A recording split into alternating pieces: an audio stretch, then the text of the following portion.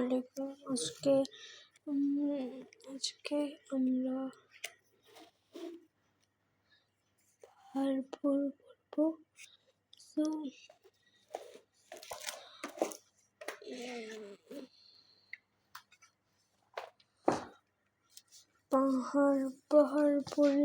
পাহাড়পুরের 1, 2, 3, 4 answer. প্রথমে শব্দগুলো পাঠ থেকে খুঁজে বের করো, অর্থ বলি।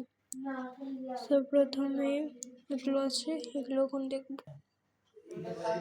প্রথমে বিহার, বৌদ্ধ মাঠ। তারপর হচ্ছে সুপ্রাচীন, পুরাতন। ভিক্ষু, বৌদ্ধদের মধ্যে যারা সংসার ত্যাগী সন্ন্যাসী। স্তূপ, ঢিবি, বিশাল, অনেক বড়। প্রাণকেন্দ্র, প্রধান জায়গা। দুর্লভ, যা সহজে লাভ করা যায় না বা পাওয়া যায় না। তারপরে আবিষ্কার, উদ্ভাবন, নতুন কিছু তৈরি। স্নানঘাট, গোসল করার জায়গা।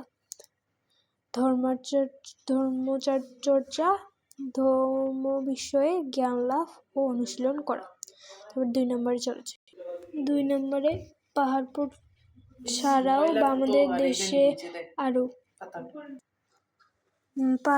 আমাদের দেশে আরো বিহার রয়েছে।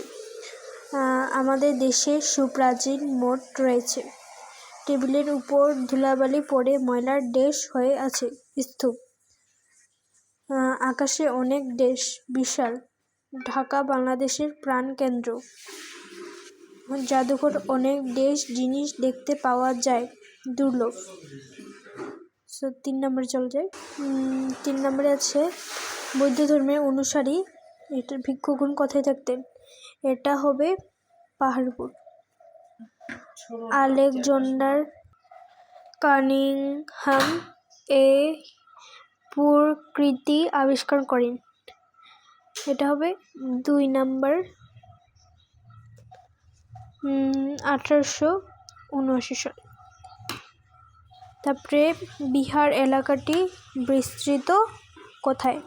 কত একর জুড়ে? এটা 50, 40, 60, 30। এটা হবে 40। তারপর 4 নম্বর চলে যায় প্রশ্ন উত্তর। 4 নম্বরের প্রথম প্রশ্ন, পাহাড়পুর নামটা কিভাবে হলো? পাহাড়পুর নামটা কিভাবে হলো? প্রায় 1400 বছর আগে বৌদ্ধ ধর্মের অনুসারী ভিক্ষুরা পাহাড়পুরে থাকতেন। সেখান থেকে তারা ধর্মচর্চা করতেন আর শিষ্যদের শিক্ষা দিতেন। কিন্তু প্রাচীন এ বিহার এক সময় খালি পড়ে থাকে। অনেকে ধারণা করেন যুগ যুগ ধরে উড়ে আসা ধুলাবালি ও মাটি এটির চারদিকে জমতে এক সময় এটি মাটির স্তূপে ঢাকা পড়ে পাহাড়ের মতন হয়ে যায়। এভাবেই এটির নামকরণ হয় পাহাড়পুর। 2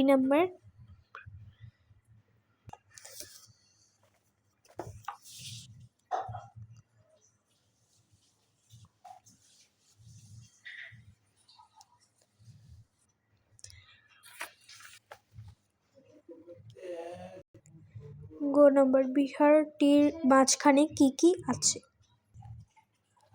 এখানে বিহারটি প্রায় 40 একর জায়গা জুড়ে লালচে মাটির ভূমিতে বিস্তৃত। এর মাঝে 27 একর জমির উপর বিশাল নির্মিত। এছাড়াও বিহারটিতে রয়েছে পুকুর, কূপ, স্নানঘাট, স্নানঘর, রান্নাঘর, খাবার ঘর ও টয়লেট নির্মিত।